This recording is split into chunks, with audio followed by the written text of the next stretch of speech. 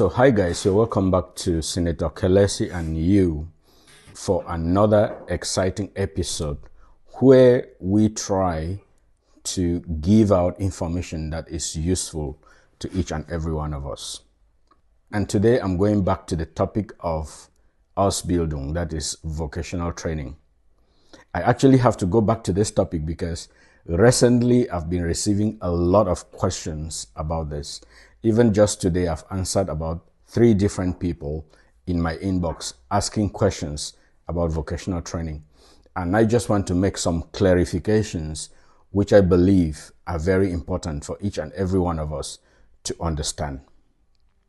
And so if you're new to my channel, again, I will ask that you subscribe to my channel, watch my videos, and you can always give a comment because that comment alone gives me the impression of what I am doing.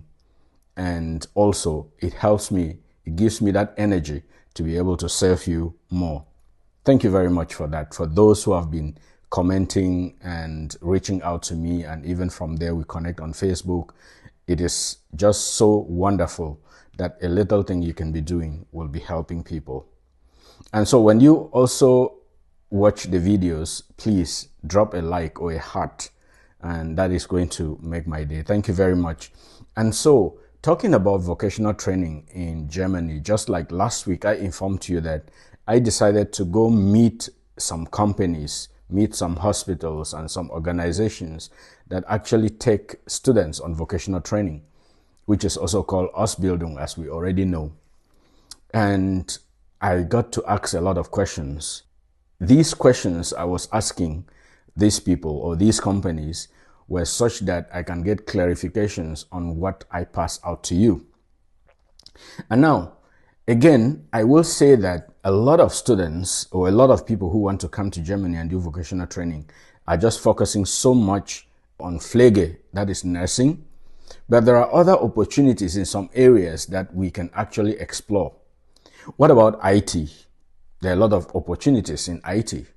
What about metalworks? There are a lot of opportunities in metalworks. Even talking about industrial technicians, I saw a lot of companies offering a lot of positions. And I remember one particular one which I asked, and they said they are always getting less applications. So people should be thinking of these areas because a lot of people are applying for nursing and it will get saturated. Though it is not going to happen soon, but it is also nice to think about other areas. And now, what am I here to clarify today? People have been asking what they need to do.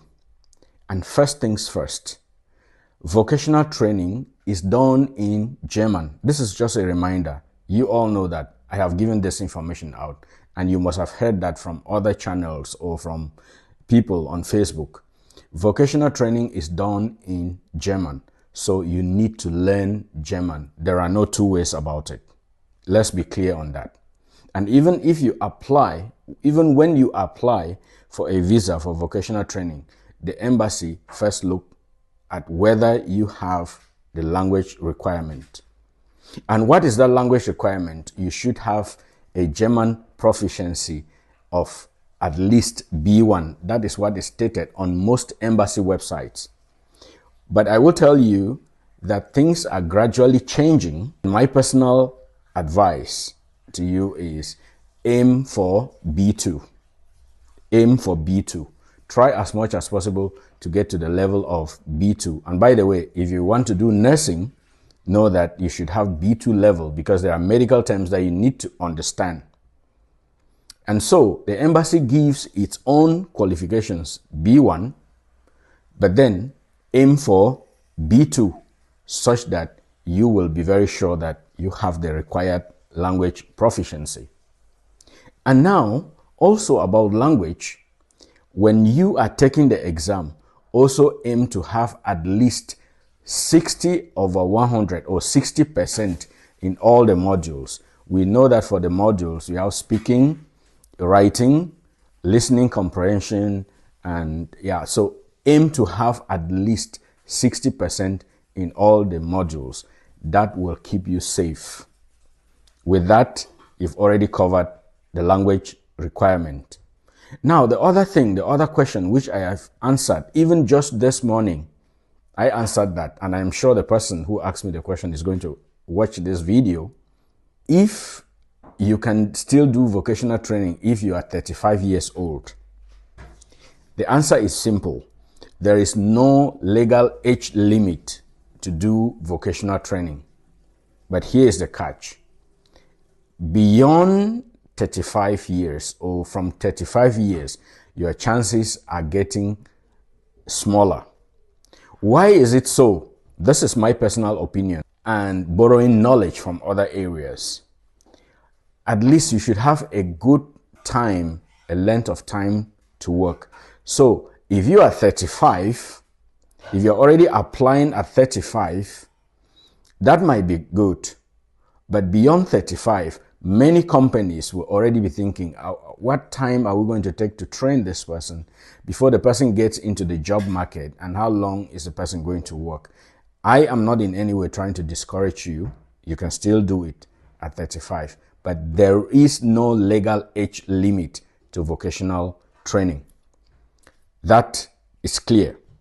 And now, the next thing here is that once you've had the language requirement, you understand the age requirement, the next thing is, what do you do when you already have the language requirement and every other thing? You need to put your documents together and translate them. And I have said in one video that you need to do them with a sworn-in translator. There are a lot of them in Germany. I don't know if you can easily find them in other countries, but in Germany, you can find a lot of them. So if you have somebody in Germany, you can contact the person and the person can help you translate your documents. And I think some language schools in our various countries can also be able to assist in doing this. Can assist, I don't know. I am just giving my own opinion. Which are the documents you need to translate? Now, you need to think of your high school certificate, and in a country like Cameroon, then you should be thinking of baccalaureate or advanced level.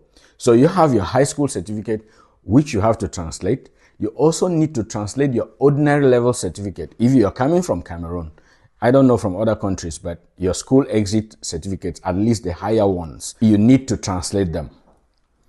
If you already have a bachelor's degree, you also need to translate it. And so you translate your high school certificate with the transcript. You also translate your bachelor's degree, if you already have a bachelor's degree, with the transcript. And then if you have done an internship, which is very advisable, I will say this here, like I've mentioned in one video. If you are planning to come and do nursing, please make sure that you do an internship in a hospital and you get an attestation of this internship. It is very important. That tells the hospital where you want to get vocational training that you are serious about what you are doing. Also translate that. Then your CV should also be done in German, and the application letter for this position should also be in German. When you put together all of these are the documents you use to apply for a position. So your language, the translated certificates, which are translated by a certified sworn-in translator, your CV, and your application letter. You put all these together, and that is what you're going to use in applying.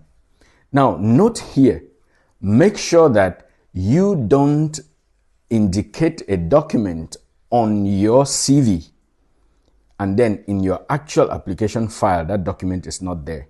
That is not correct, and it can cause delays or problems for you. And make sure that your CV consistently shows every step of your way. Okay, you went to high school.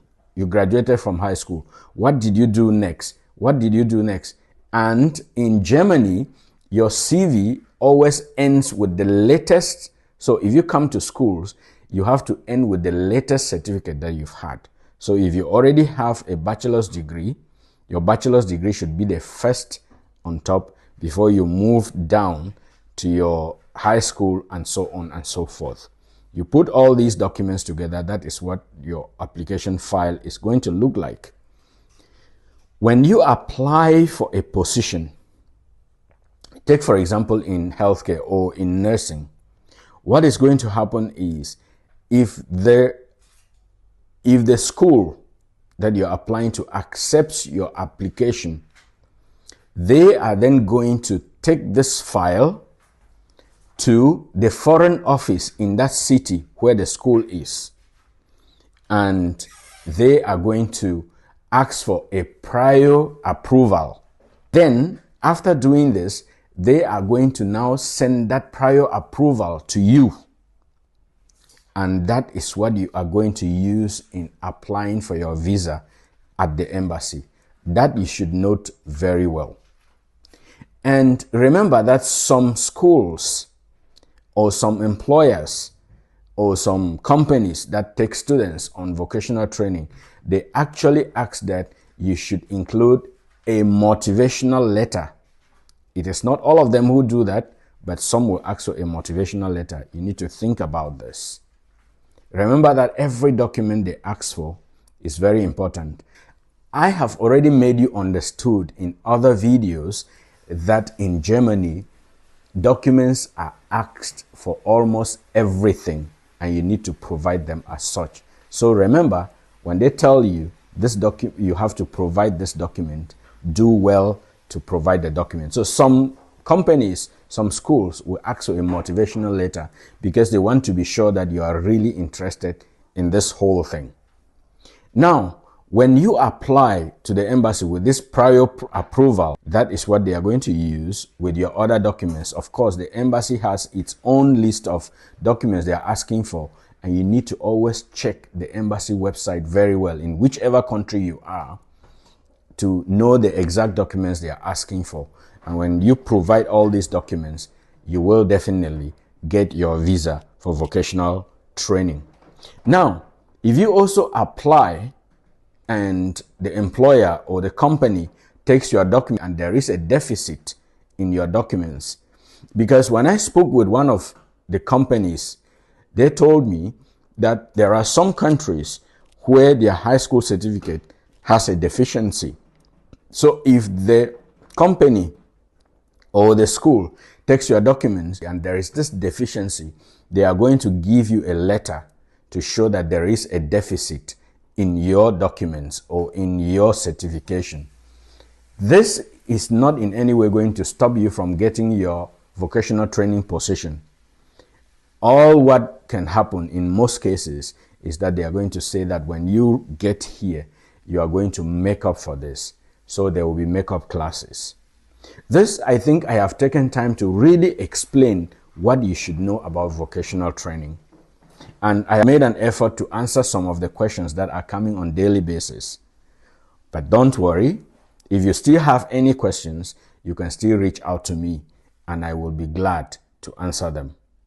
Always use the comment section in these videos very well, because that is where we can interact. Thank you very much for always being there to watch my videos. Keep sharing them with your friends because a lot of people need this information. And always leave a comment, and why not a like when you watch the videos.